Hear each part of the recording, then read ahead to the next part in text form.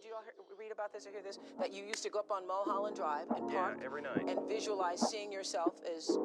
Yeah, I would visualize, This is when you were broke and poor. You know, right, having directors interested in me and people that I respected saying, you know, I like your work or whatever that is. And I would visualize things coming to me that I wanted or whatever. Drive home and think, well, I do have these things. They're out there. I just don't have a hold of them yet, but they're out there. I wrote myself a check for $10 million for acting services rendered, and I gave myself 5 years, or 3 years maybe. And I dated it Thanksgiving 1995. Just before Thanksgiving 1995, I found out that I was going to make $10 million.